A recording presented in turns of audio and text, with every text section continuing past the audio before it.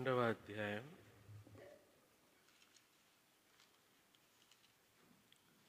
12వ వచనం అందరం కలిసి చదువుకుందాం. యోవేలు గ్రంథము 2వ అధ్యాయము 12వ వచనాన్ని అందరం కలిసి చదువుకుందాం. ఇప్పుడైనను మీరు ఉపవాసముండి కన్నీరు వీడ్చుచు దుఃఖించుచు మనోపూర్వకముగా తిరిగి నా యొద్దకు రండి. ఇదే యెహోవా వాక్కు. చాలు. ఈ వాక్యము దీవించునుగాక. ఇక్కడ 12వ వచనంలో దేవుడు కోరుతున్నటువంటి మాట ఏంటంటే ఉపవాసం ఉండడం అనేది. ఉపవాసము అనే మాట చూడండి, ఇంకో చోటు కూడా రాయబడి ఉంటుంది. 15వ వచనం చూడండి. 15వ వచనం, సియోనులో బాకా ఊదుడి, ఉపవాస దినము ప్రతిష్ఠించుడి. మొదటి అధ్యాయము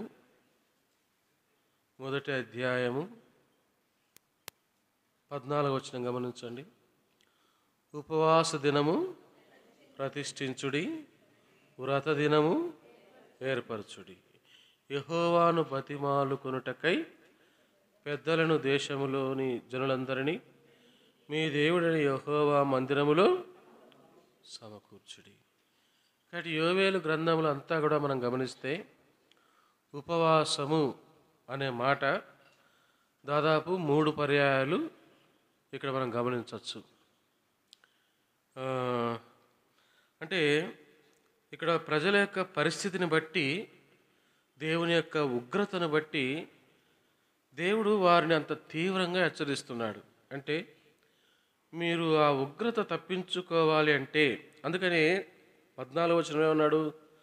యోవేలు గ్రంథము 1వ అధ్యాయము 14వ వచనంలో ఏమన్నాడు? ఉపవాస దినం అన్నాడు. ఎందుకన్నాడు? 15వ వచనంలో ఆహా యెహోవా దినము వచ్చెనే, యెహోవా దినము వచ్చెనే. అంటే ఎందుకు ఉపవాసం? యెహోవా దినము రాబోతుంది అంటే దేవుని యొక్క ఉగ్రత కుమ్మరించబడుతుంది. అందుకని కింద ఏమన్నాడు? అది ఎంత భయంకరమైన దినము, అది ప్రళయము వలనే సర్వశక్తుని యొద్ద నుండి వచ్చును. కాబట్టి దేవుడు ఎందుకు ఉపవాసం ఉండమని 3 పర్యాయములు ఈ గ్రంథంలో రాయించి పెట్టాడంటే, 2వ అధ్యాయంలో కానీ 1వ అధ్యాయంలో కానీ 2 అధ్యాయాలలో, 1వ అధ్యాయంలో దేవుడు విధించిన ఉగ్రత దినం వేరే, 2వ అధ్యాయంలో దేవుడు విధించిన ఉగ్రత దినము వేరే. అంటే వేరు దేవుని ఉగ్రత దినాలు కుమ్మరించబడుతూ వచ్చినాయి. కాబట్టి దేవుని కోపాగ్ని తప్పించుకోవడానికి దేవుడు ఏమంటున్నాడంటే అక్కడ మీరు ఉపవాసము ఉండమని చెప్తున్నాడు. ఏంటి ఉపవాసం అంటే? ఇప్పుడు మనం ఫుల్ ఉపవాసం ఉన్నామా, అర్ధ ఉపవాసం ఉన్నామా? ఒక లోటాడు కాఫీ తాగినామా? నేను వచ్చేటప్పుడు ఆడ కూడా రూమ్లో కూడా ఒక లోట కాఫీ మంచినీళ్ళు తాగినా, నేను కూడా తాగినా. ఇప్పుడు మన హాఫ్ డే ఉపవాసంలో ఫుల్లా ఆఫా? ఆఫే, ఫుల్ కాదు, అవునా? ఓకే, మీరు నిజం ఒప్పుకున్నారు. చూడండి, యోనా గ్రంథం ఏమంటున్నాడు చూడండి. ఏంటి ఉపవాసం అంటే? యోనా గ్రంథము 3వ అధ్యాయం, యోనా గ్రంథము 3వ అధ్యాయం 5వ వచనం. యోనా గ్రంథము 3వ అధ్యాయం 5వ వచనం. నినివే పట్టణపు వారు దేవుని యందు విశ్వాసముంచి ఉపవాస దినము చాటించి గనులేమి అల్పులేమి అందరూ గోనె పట్ట కట్టుకున్నది. ఇక్కడ కూడా ఇది కూడా ఉగ్రత దినమే. దేవుడు నినివే పట్టణం పైన ఉగ్రతను కుమ్మరించబడుతున్నటువంటి దినం. చూడండి 2వ వచనం చూడండి. యోనా గ్రంథం 1వ అధ్యాయం 2వ వచనం. నినివే పట్టణస్థుల దోషము నా దృష్టికి ఘోరమైన గనుక నీవు లేచి నినివే మహాపట్టణమునకు పోయి దానికి దుర్గతి కలుగునని. అంటే ఇక్కడ కూడా ఉపవాసం దేనికోసం? దేనికోసం? నినివేలో ఉన్నటువంటి ప్రజలు బహు ఘోరమైన పాపము చేశారు కాబట్టి ఆ పాపము నుండి తప్పించుకోవడానికి దేవుడు వారికి ఇచ్చిన ఒక అవకాశమే ఉపవాస దినం. మరి ఉపవాసం అంటే ఏంటని ఇక్కడ చెప్తున్నాడు చూడండి. 9వ వచనం, క్షమించండి 8, 3వ అధ్యాయం యోనా 8. ఒకవేళ దేవుడు మనస్సు త్రిప్పుకొని పశ్చాత్తాప్తుడై మనము లయము కాకుండా తన కోపాగ్ని చల్లార్చుకొనును గనుక మనుష్యులు ఏదియు పుచ్చుకొనకూడదు అని ఏమన్నాడు చూడండి అక్కడ. పశువులు కానీ, ఎద్దులు కానీ, గొర్రెలు కానీ ఏం తినకూడదు, ఏం తాగకూడదు. అది ఉపవాసం అంటే. ఉపవాసం అంటే పైన ఏమన్నాడు? మనుష్యులు ఏది పుచ్చుకోకూడదు. ఏది పుచ్చుకుంటారండి? తింటారు, తాగుతారు. పశువులు కానీ, గొర్రెలు కానీ, ఏది కానీ వాటికి కూడా ఏమి లేదు, మేత బంధు, నీళ్లు బంధు. అలా మనం ఒక లోట వేసేసాం, అవునా? నేను ముందుగానే ఒక కప్పుగా ఆడగొట్టేసిన కాబట్టి మన అర్ధ ఉపవాసమే, ఫుల్ కాదు. మన మార్కులు 50, 100కి 50, 100కి 100 కాదు. కాబట్టి ఉపవాసం అంటే నాకు కూడా ఇప్పటికే నిజంగా నాకు కొద్దిగా బలహీనంగా ఉంది. అంటే ఉంటాను, అట్టనే కాదు. ఒక పూట తిననందుకే కొద్దిగా మనిషి శరీరం ఒక్కోసారి ఏమనిపిస్తుంది అంటే అలవాటు పడనప్పుడు ఏమవుతుంది, కాళ్ళు వణుకుతాయి. నాకు నిజంగా వణుకుతాయండి. ఒక పూట ఉపవాసం ఉంటేనే కాళ్ళు చేతులు వణుకుతాయి. వణుకుడు వస్తుంది, వణిక స్వభావం వస్తుంది ఒక పూటకే. కానీ ఇక్కడ దేవుడు ఏమంటున్నాడంటే ఉపవాసం అనే దానికి మేత మేయకూడదంట, నీళ్లు మనుషులు ఏమీ కూడా. ఇప్పుడు ముస్లిమ్స్ ఉన్నారండి, రంజాన్ దినాల్లో పొద్దున్నే ఒక తట్టడు కొట్టేస్తాడు, అవునా? గుమగుమలు ఆడుతుంటాయి. నా సంగ ముస్లింగా పుట్టిన సరిపోయాడు. ఉదయాన్నే చీకట్లోనే దాదాపు ఎన్ని గంటలకు, వాళ్ళు 5 గంటలకు 4 గంటలకు ఏం చేస్తారు, ఆ నమాజ్ చేసేసి వాళ్ళ పద్ధతి వాళ్ళది, మనం గౌరవించాల్సిందే వాళ్ళని, మనం ఎగతాళికి కాదు. కానీ వాళ్ళు భోంచేస్తారు, తృప్తిగా భోంచేస్తారు. భోంచేసిన తర్వాత వాళ్ళు పెట్టుకున్న టైంకి సాయంకాలం ఎంతవరకు ఉంటారు వాళ్ళు ఆ రోజులో, ఉదయం తిని మళ్ళీ రాత్రి ఎప్పుడో తినేంత వరకు కూడా వాళ్ళు ఉమ్మిని కూడా ఏం చేయరు, మింగరండి, ఊసేస్తారు. దాన్ని ఏమంటారు, ఉపవాసం అన్నారు. ఎస్తేర్ దగ్గరికి పోదామా? ఆమె ఏమన్నదో చూద్దాం. మన అక్క కాడికి ఎస్తేర్ అక్క కాడికి పోదాం. ఆ అక్క ఏం చెప్పిందో చూద్దాం. ఎస్తేర్ గ్రంథం 4వ అధ్యాయం 16వ వచనం. ఎస్తేర్ గ్రంథము 4వ అధ్యాయం 16వ వచనం.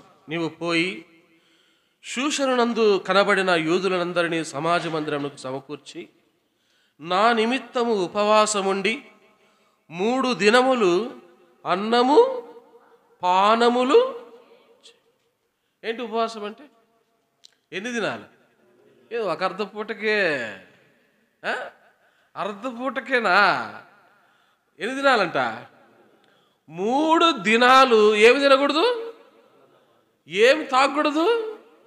దానినే ఏమన్నారు, ఉపవాసం అన్నారు. అంటే ఒక్క మాటలో క్లియర్ కట్గా షార్ట్ కట్లో చెప్పాలంటే అన్నము కానీ నీళ్లు కానీ ఏమి కానీ తీసుకోకుండా దేవుని సన్నిధిలో ఉండి చేసే దానినే ఏమన్నారు, ఉపవాసం అన్నారు. మరి ఎలా చేయాలా ఉపవాసం అంటే? నిజంగా మీ ముఖాలు అందరూ చూస్తే కలకలకల్లాడుతున్నాయండి. అట్నే ఉండాలి ఉపవాసం అంటే. అందుకని యేసు కూడా ఏమన్నాడు, ఉపవాసం ఎలా చేయొద్దన్నాడు?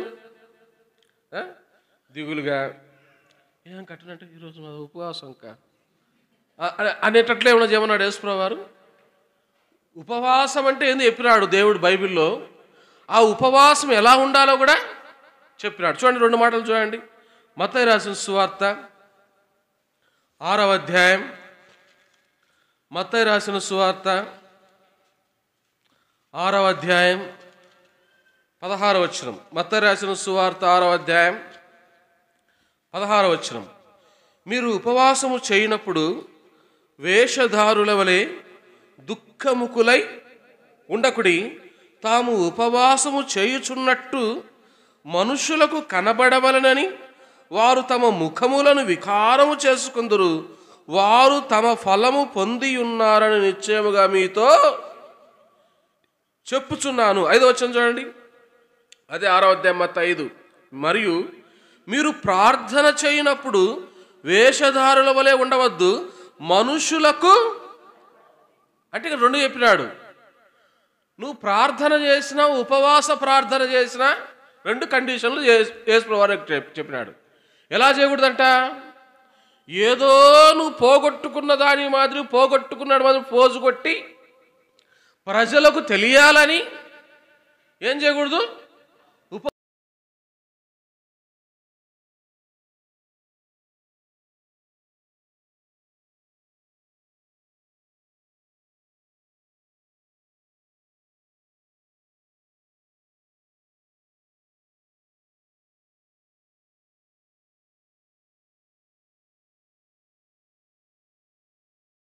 అంటే మేము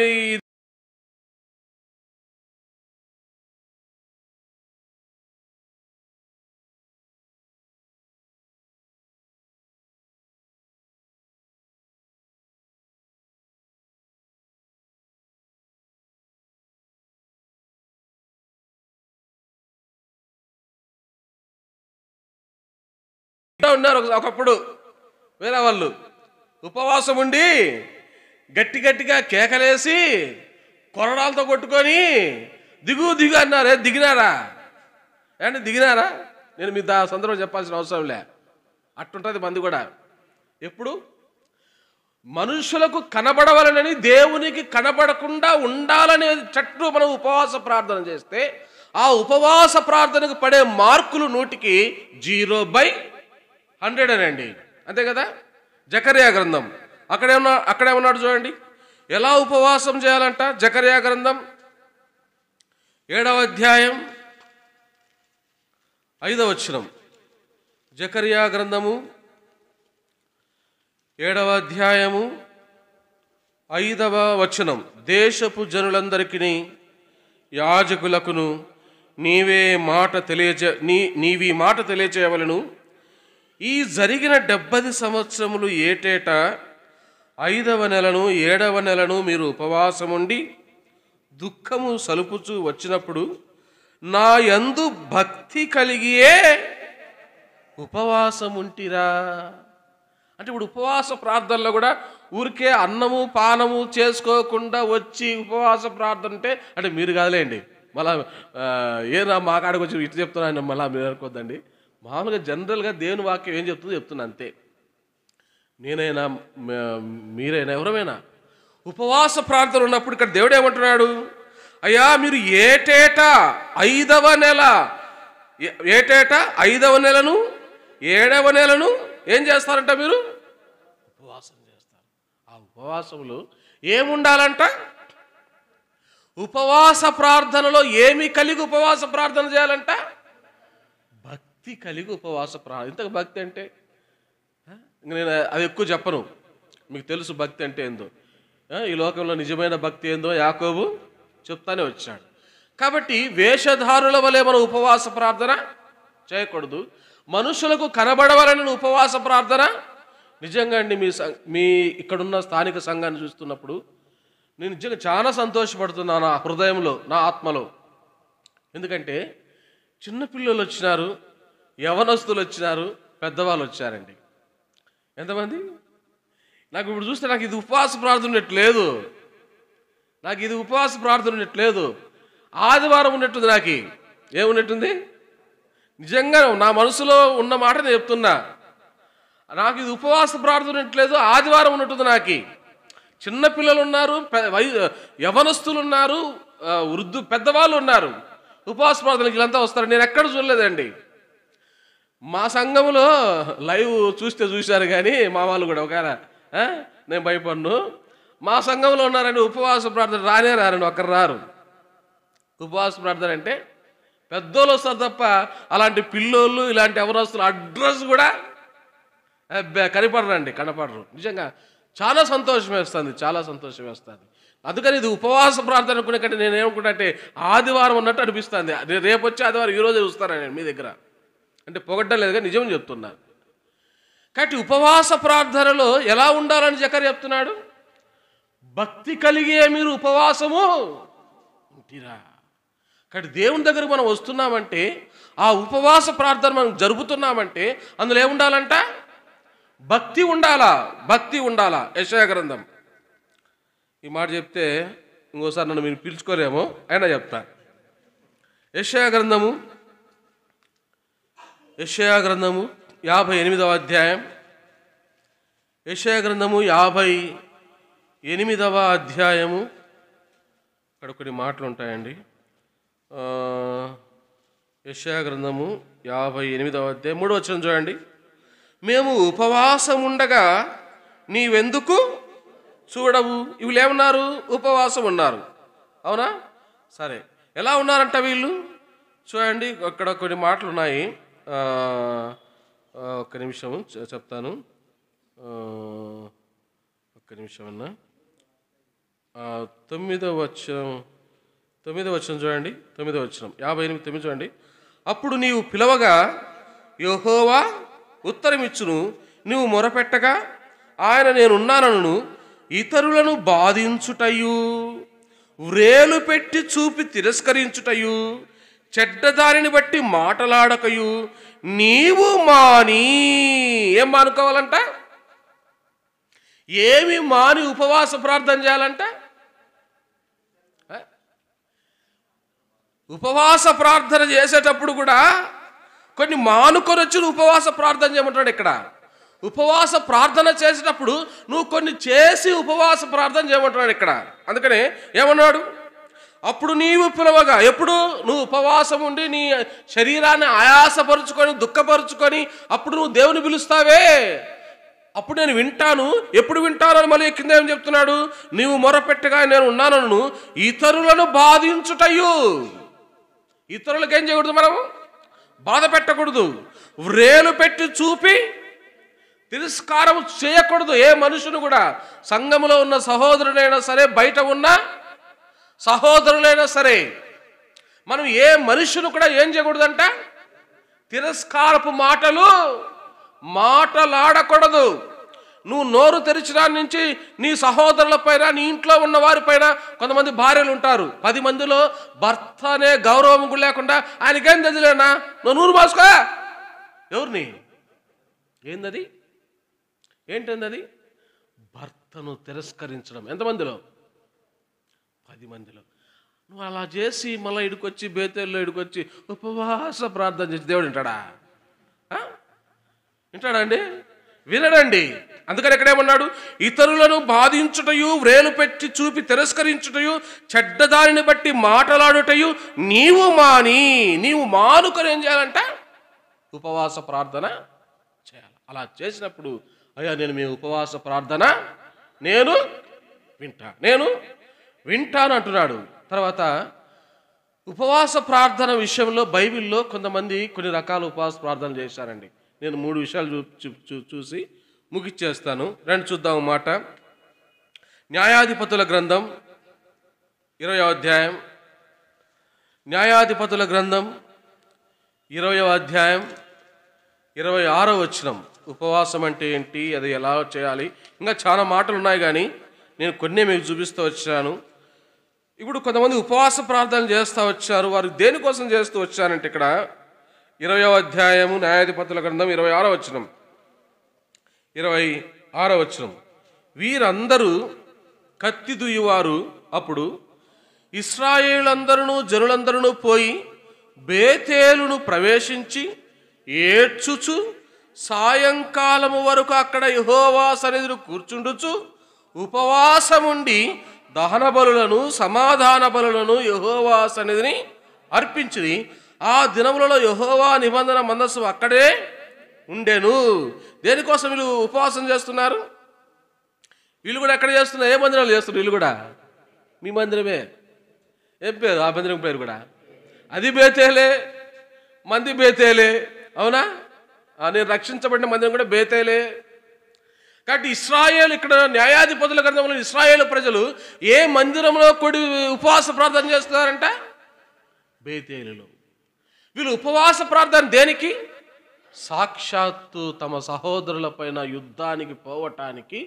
ఇది వేరే సందర్భం అండి, వేరేగా చెప్పచ్చు, దీన్ని వేరేగా చెప్పాలి, కానీ సందర్భాన్ని బట్టి నేను కొంత మారుస్తున్నా అంతే. వీళ్ళు దేనికోసం ప్రార్థన చేస్తున్నారంటే యుద్ధమునకు పోవడం కోసం ఏం చేస్తున్నారు వీళ్ళు? ఉపవాస ప్రార్థన చేస్తున్నారు. దేనికోసం ఉపవాస ప్రార్థన? యుద్ధమునకు ఉపవాస ప్రార్థన. దినవృత్తాంతముల 2వ గ్రంథము 20వ అధ్యాయం. దినవృత్తాంతముల 2వ గ్రంథము 20వ అధ్యాయం 3వ వచనం. 20వ అధ్యాయము 3వ వచనం. అందుకు యెహోషాపాతు భయపడి యెహోవా యొద్ద విచారించుటకు మనసు నిలుపుకొని యూదా ఎంతటా ఉపవాసము ఆచరింపవలెనని చాటింపగా యూదా వారు యెహోవా వలన సహాయమును వేడుకొనుటకై కూడుకున్నది. యెహోవా యొద్ద విచారించుటకు యూదా పట్టణములో నుండి జనులు వచ్చిరి. ఇక్కడ వీళ్ళు కూడా యెహోవా సన్నిధికి చేరి ఉపవాస దినము చేస్తున్నారు. ఎందుకు చేస్తున్నారు వీళ్ళు కూడా ఉపవాసం? ఎందుకు?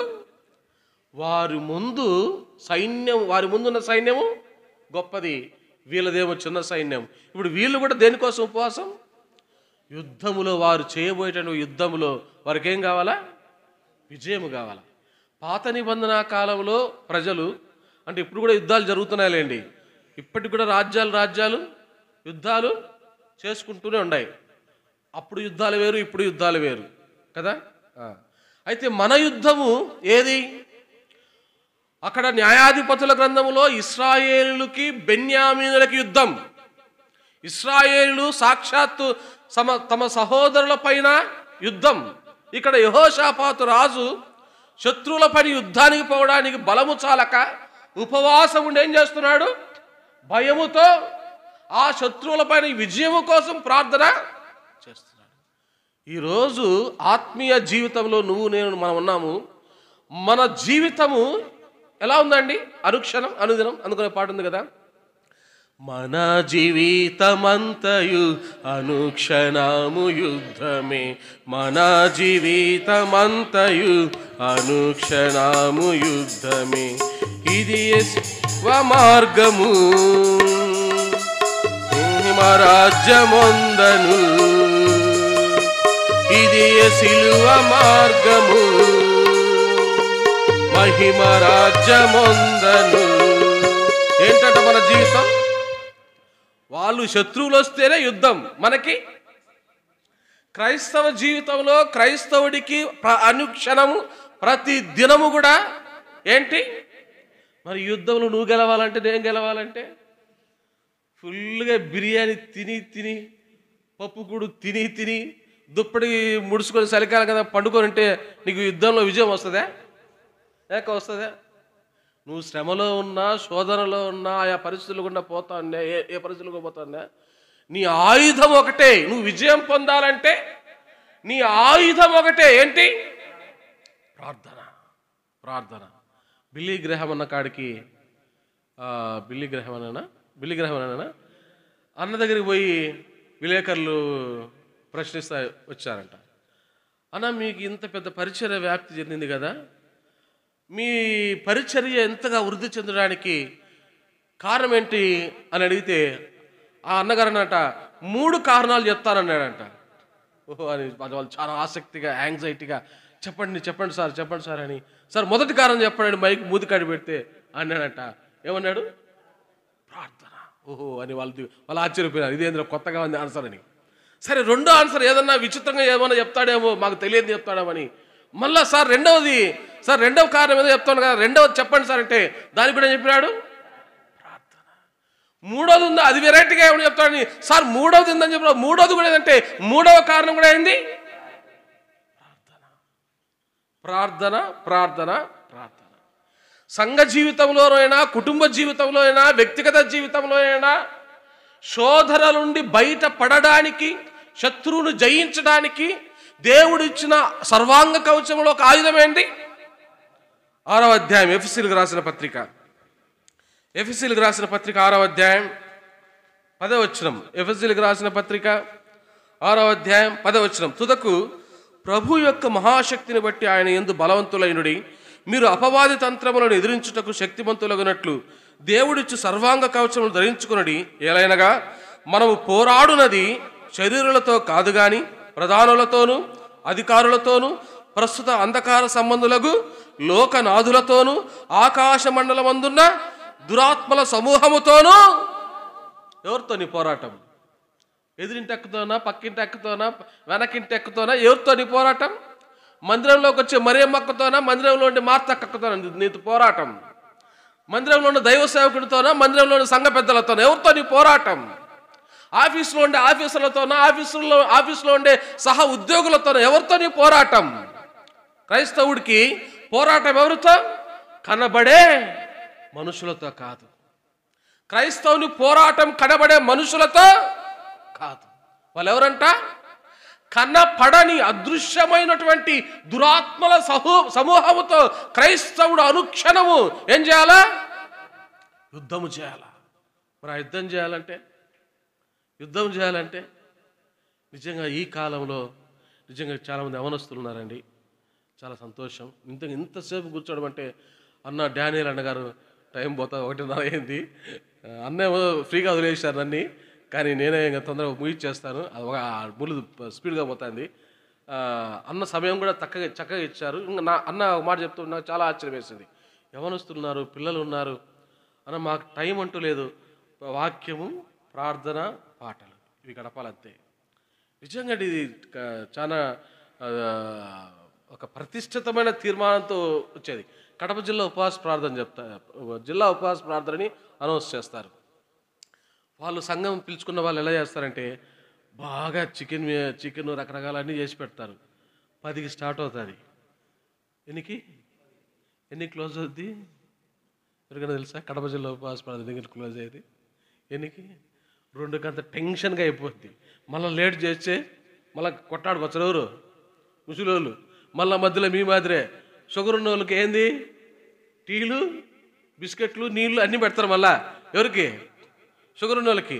అయినా టెన్షన్గా ఎన్ని గంటలకు అయిపోద్ది? 2కి అయిపోద్దండి. వాళ్ళతో పోల్చుకుంటే నిజంగా చాలా సంతోషం. ఎందుకు చెప్తారంటే భోజనం పెడుతూ అన్ని రకాల వసతులు కల్పిస్తూ మనం ప్రభు సన్నిధిలో ఉండడం అనేది చాలా గొప్ప విషయం. కాబట్టి మనం పోరాడుతున్నది ఎవరితో? కనిపించనటువంటి దురాత్మల ఆత్మ. అంటే ఏంది? కనపడదా?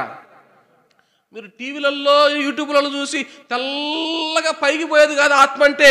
అది కనపడదు. ఆత్మ అంటే ఇంకో మాట చెప్పమంటారా? నేను దయ్యాన్ని చూసి అంటారు ఎవరైనా. ఏమన్నా అనుకోండి, తిట్టుకొని ఏమన్నా బో కూడా పెట్టకుండా పంపించండి. ఉన్నట్టు చెప్పడం నాకు అలవాటు. చాలామంది దయ్యాన్ని చూసి అంటారు. నమ్మద్దండి ఆ మాట. బైబిల్లో దయ్యం అనే మాటకు పుట్టినోట్లేని రాయబడింది. ఆత్మ అని రాయబడింది. ఆత్మ కనపడుతుంది ఎవరికన్నా? దయ్యాన్ని చూసి నువ్వు తట్టుకుంటావా? అసలు ఉంటావా? నువ్వు గుండె కొట్టుకుని చచ్చిపోతావని దయ్యాన్ని చూస్తే. ఆత్మ. అవి దురాత్మలు అంటాడు అక్కడ. ఏంటి? దురాత్మలు. అందుకని దయ్యం అనే చోట పుట్టినోట్లో బైబిల్లో ఆత్మ అని రాయబడ్డ. ఆత్మను ఎవరు కూడా చూడలేరు. కాబట్టి మనం పోరాడేది ఎవరితో? దురాత్మల సమూహంతో. అది ఎలా నీ కాడికి వస్తుందో తెలీదు. నాలోకే ప్రవేశిస్తుంది. ప్రవేశించే ఏమంటది? డానియల్ అన్నగారిని ఎట్టైనా తొక్కాలా, నేను ఎక్కాలా? ఎక్కడా? బేతేలు ప్రార్థన మందిరంలో. అది చేసే కుట్రదండి. డానియల్ అన్నగారిని ఎట్టైనా నేను తొక్కాలా, నేను ఎక్కాలా? ఇది ఎవరి కార్యం? అది కనపడదు. మా ఊర్లో శివానందపురంలో ఎంత ముందు అన్నప్పుడు మనశ్శ అని, ఇప్పుడు బేర్షబాలో ఉన్నాడు, అక్కడే ఇప్పటికి ఉన్నాడు. మనశ్శ అని అనే సంఘం లేదు, బేర్షబాలో ఉంటాడు. ఆయన తింటాడు, ఆయన పడుకుంటాడు.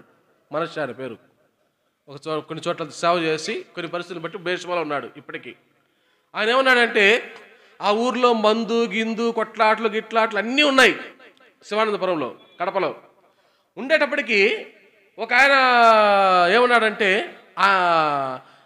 నువ్వు పెద్ద దయ్యం పట్టినోడివి, ఆ దయ్యాలు ఊరు బయట ఉన్నాయి. సేవకుడు ఆయన. నువ్వు దయ్యం పట్టినోడు అంటే ఆ సేవకుడు ఏమన్నా తెలుసా? వేరే ఆయన ఏమన్నాడు? దయ్యాలు ఎక్కడున్నాయని చెప్పాడు? ఊరి బయట అన్నాడు.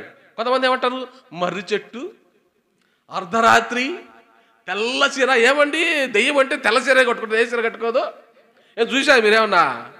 అది టైం వల్ల అర్ధరాత్రి, అది చెట్టు, మర్రి చెట్టు, ఇదేనా?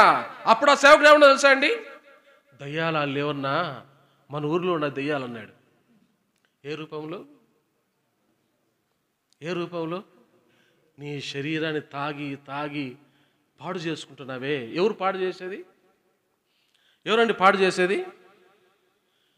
ఎవరండి పాడు చేసేది? సేన పట్టిన మనిషిని, ఆ వ్యక్తిని పాడు చేసింది ఎవరు? ఎవరండి పాడు చేసింది ఆ వ్యక్తిని? తన శరీరాన్ని తానే చంపుకునే అంతగా, హింసించుకునే అంతగా ఆ శరీరాన్ని పాడు చేసింది మనుషుల, దయ్యాల? వాటి స్టైల్ వేరండి. అసూయ, మత్తతలు, కొట్లాటలు, బూతులు, అసహ్యమైన సినిమాలు, ఇది వాటి స్టైల్. కాబట్టి అనుక్షణం క్రైస్తవుని జీవితం ఏంది? యుద్ధం. కాబట్టి యుద్ధంలో గెలవాలంటే ఇక్కడ సర్వాంగ కవచంలో ఏం చెప్తున్నాడు పౌలు? 18 వచనం చూడండి, 6:18. ఆత్మ వలన ప్రతి సమయమందును ప్రతి విధమైన ప్రార్థనను విజ్ఞాపనమును చేయుచు ఆ విషయమై సమస్త పరిశుద్ధుల నిమిత్తమును పూర్ణమైన పట్టుదలతో విజ్ఞాపన చేయుచు మెలకువగా. ఎలా ఉండాలంటే విజ్ఞాపనలు ప్రార్థనలు చేయుచు మెలకువగా ఉంటే తప్ప నీవు ఆ దురాత్మల సమూహంతో నువ్వు పోరాడా లేవు. ఒక చిన్న ఉదాహరణ చెప్తా. యేసు ప్రభువుకి 30 సంవత్సరాల వయసు వచ్చిన తర్వాత, ఆ 30 సంవత్సరాల వయసులో యేసు ప్రభు తన సేవా జీవితాన్ని ప్రారంభించడానికి ముందు యేసు ప్రభు వారు చేసిన మొట్టమొదటి పని ఏందండి? మత్తయి రాసిన సువార్త 4వ అధ్యాయంలో ఏం చేశాడు? ఎన్ని దినాలు? 40 దినాలు ఏం చేశాడు యేసు ప్రభు వారు? ఎందుకండి ఆయనకి? ఎందుకండి? దేవుని కుమారుడు, ఏమైనా చేయగలడు. నీకు నాకు మాదిరి ఉంచిపోవడానికి సాక్షాత్ సృష్టికర్త అయిన దేవుడు సహితం తన సేవా జీవితంలో విజయం పొందడానికి ఎదురయ్యే ప్రతి శోధన, సాతాను పెట్టే ప్రతి కుతంత్రాన్ని యేసు ప్రభు జయించడానికి తన సేవా జీవితంలో యేసు ప్రభు వారు అంతటి వాడే శత్రువును జయించడానికి, కనపడని సాతానును జయించడానికి ఎన్ని దినాలు ఉపవాసం ఉన్నాడు? ఉంటానే వచ్చిందండి. ఎక్కడికి పోనీ ఉన్నాడు 40 దినాలు. సైతాను పారిపోయిందే? సైతాను ఎప్పుడు వచ్చింది? 40 దినాలు ఉపవాసం ఉన్న కూడా మళ్ళీ దగ్గరికి వచ్చింది. ఎవరికాడికి? నువ్వు ఒక్క పూట ఉపవాసం ఉంటే సైతాన్ని నువ్వు వదిలిపెడతాడా? రేయ్ తినరా, 2:30 అవుద్ది తినరా అంటాడు వాడు. ఎవరు? నువ్వు బయటికి రారా అంటాడు. ప్రార్థన చేస్తావు, నువ్వు పప్పని తింటావా, నువ్వు బయటికి రారా అంటాడు. బయటకు వచ్చిన తర్వాత మళ్ళీ నీ మెదడులో పెడతాడండి వాడు, ఏదో పొల పెడతాడు. నిన్ను భ్రష్టు పట్టియాలని, నిన్ను గబ్బు పట్టియాలని, నిన్ను దేవుని సన్నిధిలో నుండి దూరం చేయాలని వాడు పడని పన్నాగమంటూ. మరి వాడిని జయించాలంటే, నీకొచ్చే ఆత్మీయ యుద్ధంలో నువ్వు పోరాటంలో నువ్వు విజయం పొందాలంటే, అనుక్షణ యుద్ధంలో నీకు విజయం రావాలంటే, భక్త సింగ్ అన్నంత అంతటి దైవజనుడే రాత్రి అవుతానే ఏమని ప్రార్థన చేసేవాడంట? ఏమన్నా? నేను చూడలేదండి, వినలేదండి, ప్రత్యక్షంగా చెప్తుంటే విన్నా, నేను మీకు చెప్తున్నా. ఏం చేసేవాళ్ళంట అన్నగారు? రాత్రి తన పడకకు వెళ్ళే ముందు ఒక ప్రార్థన చేసేవాళ్ళంట. ఏమని? ప్రభా, ఈ దినమంతటిలో నీ సన్నిధిలో నేను ఎక్కడైనా నీకు విరోధంగా ఏదైనా తప్పు చేసిన, పాపం చేసిన నన్ను క్షమించు. అదే ప్రార్థన నేను కానీ నా పిల్లలు కానీ చేస్తామంటే, ఈరోజు కుటుంబ ప్రార్థన రాత్రి కూర్చుంటే 11కి కానీ 11:30కి కానీ సమయాన్ని బట్టి 10:30కి కానీ మేము కూర్చుంటే మేము చేసే ప్రార్థన అది. ఏం చేస్తాడు వాడు? రకరకాల ఆలోచనలు తీసుకొస్తాడు, మనసులో కలుషితం చేస్తాడు, మనల్ని మలినం చేస్తాడు. ఎవరు? ఆ సాతాను. కాబట్టి మా అనుక్షణము మనం ఏం చేయాలా? ప్రభా, ఈ దినం నీకు ఎక్కడైనా విరోధంగా పాపం చేశాను, మాటల ద్వారా, చూపుల ద్వారా, తలంపుల ద్వారా, రహస్యముగా కనబడేటట్లుగా నీ నామానికి ఎక్కడైనా దూషణ పాలు చేశానేమో, రహస్యంగా నేను ఎక్కడైనా వేడిపించినామేమో, ఏం చేయాలా? వెంటనే ప్రభు రక్తంతో కడుక్కొని ఆయన దగ్గర ప్రార్థన చేస్తే మనకేమిస్తాడు దేవుడు? మన శత్రువు పైన మనకు విజయం. కాబట్టి నీ యుద్ధములో నీకు విజయం కావాలంటే నువ్వు చేయాల్సిన ప్రార్థన ఏంటి? ఒకడు శిష్యులు పోయినారు యేసుప్రభు కాడికి. యేసుప్రభు దగ్గరికి శిష్యులు పోయి ఏమన్నారు? ప్రభా, ఇది ఏంది నాయన, మాకు అర్థం కావడంలే, నువ్వేమో పో అంటే పోతానాయి, మేము ఎంతగా కొట్టినా, వేపాకు మండలు తీసుకుని కొట్టినా పోవడంలే, నీళ్ళు పోసినా పోవడంలే, కర్రలు తీసుకొని కొట్టినా పోవడంలే, ఏంది ప్రభు అన్నారు శిష్యులు. చూడండి, మార్కు రాసిన సువార్త 9వ అధ్యాయం 25వ వచనం. మార్కు రాసిన సువార్త 9వ అధ్యాయము 25వ వచనం. జనులు గుంపు కూడి తన యొద్దకు పరిగెత్తుకుని వచ్చుట యేసు చూచి, మూగవైన చెవిటి దయ్యమా, వానిని వదిలిపొమ్ము, ఇక వానిలో ప్రవేశింపవద్దని నీకు ఆజ్ఞాపించుతున్నా అని చెప్పి ఆ అపవిత్రాత్మను గద్దించను. అప్పుడది కేక వేసి వారిని ఎంతో విలవిలలాడించి వదిలిపోయెను. అంతటి వాడు చచ్చిన వాని వలె ఉండెను గనుక అనేకులు వాడు చనిపోయిననిది. అయితే యేసు వారిని చెయ్యి పట్టి వారిని లేవనెత్తగా వాడు నిలవబడెను. ఆయన ఇంటిలోనికి వెళ్ళిన తర్వాత ఆయన శిష్యులు, మేమెందుకు ఆ దయ్యమును వెళ్ళగొట్టలేకపోతామని ఏకాంతముగా ఆయన అడిగి, అందుకు ఆయన, ప్రార్థన వలననే గాని మరి దేని వలనైనను ఈ విధమైనది వదిలిపోవట ప్రార్థన అనే చోట పుట్టోట్లేని రాబడిందండి. యేసు ప్రభు ఏమన్నాడు? యేసు ప్రభు అతను చూసి, దయ్యాన్ని చూసి, వారిని వదిలిపో అని ఒక చిన్న మాట అంటేనే ఏం చేసిందంటే దయ్యము. వీళ్ళు ఏం చేశారు? శిష్యులు రకరకాల ప్రయాసలు పడి ఉంటారు. వేపాకు పంటలు తీసుకొచ్చింటారు, కర్రలు తీసుకొచ్చింటారు, పసుపు నీళ్ళు చల్లింటారు. పోయిందా? పోకపోగా వాళ్ళ మీదగా దూకుతాంది ఎవరు? రే అహరోను గారు, నువ్వు నా కోసం ప్రార్థన చేస్తారా? నీ చరిత్ర తెలుసురా రారాడింది ఎవరు? అనిందా అపోస్తుల కార్యంలో దయ్యము? అపోస్తుల కార్యంలో దయ్యమా మాట్లాడిందే? పౌలు ఎవరో తెలుసు, శీల ఎవడో నాకు తెలుసురా, మీరెవరు అనింది ఎవరు? ఎందుకు వెళ్ళగొట్టలేకపోయారండి శిష్యులు? యేసు ప్రభుకి శిష్యులు కూడా తేడా ఏంటండి? అనుక్షణం ప్రార్థనలో గడిపాడండి. ఎవరు? యేసు ప్రభు. అందుకని హెబ్రీలకు రాసిన పత్రికలో యేసు ప్రభు వారి గురించి ఒక చక్కటి మాట ఉంటుంది.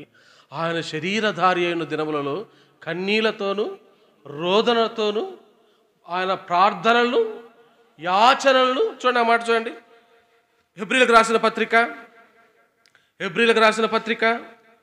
5వ అధ్యాయం 7వ వచనం. హెబ్రీ 5:7. శరీరధారి అయిన దినములలో మహారోదనముతోను కన్నీళ్లతోను తన్ను మరణం నుండి రక్షింపగలవానికి ప్రార్థనలను యాచనలను సమర్పించి భయభక్తులు కలిగి ఉందిన ఆయన యేసు ప్రభు అంతటి వానికే అనుదినము ప్రార్థన అవసరం. ఉదయం చేసేవాడు, మధ్యాహ్నం చేసేవాడు, రాత్రులు చేసేవాడు, 40 దినాలు ఉపవాసం ఉన్నాడు. సిలువకెక్కేటప్పుడు తన చెమట రక్త బిందువులు అయ్యేంతవరగా ఆక్రోధనతో, ఆవేశంతో, కన్నీళ్లతో ఆయన ప్రార్థన చేసినాడు. దేనికోసం? సిలువలో శత్రువు యొక్క కార్యమును లయపరచడం కోసము, సర్వలోకానికి విజయాన్ని చేకూర్చడం కోసం. ప్రార్థన శక్తి యేసు ప్రభువులో ఉంది కాబట్టి ఒక్క మాట మాట్లాడేమని, వాడిని వదిలిపో అంటేనే సింపుల్గా పోయిందండి. అది సింపుల్గా పోయింది. ఆనందరాధన మీకు తెలుసు కదా, దైవసేవకులు. మొన్న రీసెంట్గా ఒక మాట అంటాను అన్న, అంటే అట్టని కాదు, అన్న ఉన్నారంటే ఒక చోట వాక్యం చెప్తూ, అయ్యా చాలా మందికి దయ్యాలు ఎలగొట్టే వరాలు ఉంటాయి కానీ నేను మాత్రం దయ్యాలు ఎలగొట్టన్నాడు. ఎవరు? దైవజనుడు ఆనందరాధన గారు. అంటే ఎందుకు, అది వేరే అన్న ఉద్దేశం అదనుకోండి. ఎందుకు చెప్తున్నా అంటే, దానికి కూడా ఏ శక్తి ఉండాలండి? పుట్టినోట్లు ఏమన్నాడు? దేనివల్ల సాధ్యమంట? ఎందుకు చెప్తున్నా అంటే, నువ్వు ఉపవాసముతో ప్రార్థన చేస్తే ఎటువంటి శక్తులనైనా నువ్వేం చేయగలవు? ఎటువంటి శక్తులైనా సరే నువ్వేం చేయగలవు? నువ్వు జయించగలవు. నీకు ఒక వాక్యం ఇచ్చినారా? ఇదే బేతేల్లో మీ దగ్గరనే ఏదైనా పరిచారకులకు, నేను రాత్రి కూడా డానియేల్ అన్న వాక్యము ప్రకటన గ్రంథం పని చెప్తుంటే ఆ స్టేషన్లో కూర్చొని ట్రైన్ ఒక 1 అవర్ లేట్ అయితే అన్న వాక్యం వింటావు నేను సెల్లో పెట్టుకొని. ప్రకటన గ్రంథం 21 ప్రకటన గ్రంథం చెప్తున్నారు బైబిల్ స్టడీలో. అంతకుముందు ఒక సహోదరుడు, మీ దగ్గర ఉన్న ఒక సహోదరుడు ఆరాధన వాక్యం శాంసన్ అన్న చెప్పేది, అక్కడ కొన్ని వింటా వచ్చిన. ఇప్పుడు ఇక్కడ నిలబడుకుని మనం కూడా వాక్యం చెప్పాలి అంటే, ఆ వాక్యం చెప్పడానికి కూడా శక్తి కావాలంటే వాక్ చాతుర్యం కాదండి. బైబిల్లో పౌలు అంటాడు, వాక్ చాతుర్యంతో కాదు నాయన, వాక్ శక్తితో చెప్పాలంటాడు. ఎవరు? పౌలు. ఆ వాక్ శక్తి నీకు కావాలంటే నువ్వేం చేయాలి? నువ్వు ఏ కార్యమైనా సరే, నువ్వు శరీర సంబంధమైన కార్యమైతే ఓకే, నువ్వు చేసుకో, ప్రార్థన అవసరం లే. కానీ దైవ సంబంధమైన కార్యములలో నీకు ఏ శక్తి అవసరం? ఏ శక్తి అవసరం? నేను మీ దగ్గరకు వచ్చానండి, మీరు ప్రార్థించుంటారో నాకు తెలీదు. నాకున్న తపనేంది? నేను కూడా ప్రార్థన చేసుకుంటే తప్ప మిమ్మల్ని దేవుడు నా ద్వారా సంతృప్తి పరచలేడు. అది నాకున్న నమ్మకం. కానీ కనీసం కొన్ని గంటలైనా, ఒక గంట అయినా ఏదో ప్రభు వాక్యం చెప్తున్నానా నీ ప్రజలకి, నీ వాక్యము ద్వారా నీ ప్రజలు ఆదరించబడినట్లుగా, నీ వాక్యము ద్వారా నీ ప్రజలు ధైర్యపరచబడినట్లుగా నాకు శక్తిని ప్రభు అని కనీసం ఎంతసేపు మనం ప్రార్థన చేసుకుంటున్నాం? ప్రార్థన ద్వారా మనం ఏదైనా చేయగలమండి, ఏదైనా మనము చేయగలం. చూడండి, రెండవదిగా అది మొదటిది. కాబట్టి యుద్ధములో మనం జయం పొందాలంటే మనం ఏం చేయాలా? ఉపవాస ప్రార్థన. నేను ఒక్క మాట నేను చెప్పేసి ముగిచ్చేస్తాను. 2 మాటలు టూకీగా చెప్పి ముగిచ్చేస్తాను, టైం అయిపోతుంది కాబట్టి. నెహెమ్యా గ్రంథం 2 మాటలే టూకీగా చెప్పి ముగిచ్చేస్తా. చెప్పడానికి ఉన్నాయి కానీ 2 మాటలు. నెహెమ్యా గ్రంథం మొదటి అధ్యాయం 2వ వచనం చదువుతాను. నెహెమ్యా మొదటి అధ్యాయం 2వ వచనం నుంచి, నా సహోదరులలో హనానీ అను ఒకడును యూదులలో కొందరును వచ్చి చెరపట్టబడిన శేషములో తప్పించుకున్న యూదులను గూర్చియు యెరూషలేమును గూర్చియు నేను వారిని అడుగగా, వారు చెరపట్టబడిన వారిలో శేషించిన వారు ఆ దేశంలో బహుగా శ్రమను నిందను పొందుచున్నారు. మరియు యెరూషలేము యొక్క ప్రాకారము పడద్రోయబడినది, దాని గుమ్మములను అగ్నిచేత కాల్చబడినవని నాతో చెప్పి, ఈ మాటలు వినినప్పుడు నేను కూర్చుండి ఏడ్చి కొన్ని దినములు దుఃఖముతో ఉపవాసం ఉండి ఆకాశమందలి దేవుని ఎదుట విజ్ఞాపన. దేనికోసం చేయాలి ఉపవాస ప్రార్థన? చాలా వివరణ ఉంది కానీ నేను క్లోజ్ చేస్తున్నా దీంతో ఒక్క మాటతో. ఉపవాస ప్రార్థన దేనికండి? మీరు ఏమనుకోద్దండి, ఏమన్నా అనుకున్నా పర్వాలేదు, చెప్తాను. మనం ఉపవాస ప్రార్థన పెట్టుకున్నప్పుడు ఇప్పుడు భారతదేశంలో ఉన్న పరిస్థితులు చాలా భయంకరంగా ఉన్నాయి. ఆషామాషిగా లేవు. పోనీ భారతదేశాన్ని పక్కన పెడితే, ఒకవేళ మీకు అవి తెలుసో లేదో, మీకు ఇక్కడ చెప్తారో లేదో నాకు తెలియదు కాబట్టి నేను చెప్పడానికి సంశయిస్తున్నా. కొన్ని సంఘాలలో పరిస్థితులు కూడా ఏ మాత్రం బాగలేవు. ఇప్పుడు మనం దేనికోసం ప్రార్థన చేయాలి? యెరూషలేము కోసం నెహెమ్యా ఏం చేశాడంట? అది పాడైపోతుందని తెలిసినప్పుడు, కాల్చబడిందని చెప్పినప్పుడు, అక్కడున్న జనులు శ్రమ పొందుతున్నారన్నప్పుడు నెహెమ్యా వెంటనే ఏం చేశాడండి? గవర్నర్ అండి నెహెమ్యా, మామూలుడు కాదు, గవర్నర్, మంచి పోస్ట్లో ఉన్నవాడు, అధికారి గవర్నర్ నెహెమ్యా. ఏం చేశాడు? అంతటి వాడే రస్టు లేకుండా వర్క్ చేసే ఆ నెహెమ్యానే, అధికారి అయిన నెహెమ్యానే ఎవరి కోసం ఉపవాసం ఉన్నాడంట? తన దేవుని మందిరం బాగుండాలని, నువ్వున్న స్థానిక సంఘంలో నీ మందిరం అభివృద్ధి చెందబడాలని, నువ్వున్న స్థానిక సంఘము అంతకంతకు క్షేమాభివృద్ధి పొందాలని, ఏ శత్రువు కూడా నీ ఉన్న ఆ స్థానిక సంఘం పైన దాడి చేయకూడదని ఏం చేయాలా? ప్రార్థన. ఎలాంటి ప్రార్థన? ఉపవాస ప్రార్థన.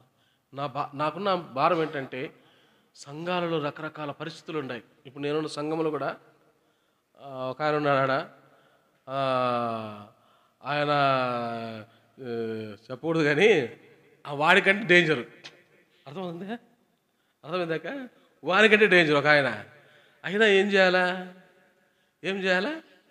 సహించుకోవాలా, ఓర్చుకోవాలా, ప్రార్థన చేయాలా, దానిపైన ఏం చేయాలా? విజయం పొందాలా. కాబట్టి దేవుని సంఘము ఉదయం కూడా నేను మీ దగ్గరకు వచ్చినా కూడా నేనున్న సంఘం కోసం, దేవుడు నాకు అప్పగించిన మంద కోసం ఏం చేశానంటే ప్రార్థన చేసిన. నాకు అప్పగించిన సంఘము కోసం, దేవుడు నాకు అప్పగించిన మంద కోసం అది క్షేమంగా ఉండాలని ఉదయకాలంలో కూడా నేనేం చేస్తా వచ్చిన? ప్రార్థన చేసిన. కాబట్టి యెరూషలేము క్షేమం కోసం, దేవుని మందిరంలో క్షేమం కోసం ఉపవాస ప్రార్థనలు చేయాలా. మూడవదిగా నేను ఒక మాట చూసిన ముగిచ్చేస్తాను. ఎస్తేరు గ్రంథము 4వ అధ్యాయము 3వ వచనం. ఎస్తేరు గ్రంథము 4వ అధ్యాయము 4వ అధ్యాయం. ఎస్తేరు గ్రంథము 4వ అధ్యాయము 14వ వచనం చూడండి. 14వ వచనము 3వ వచనం చూడండి ఒకసారి.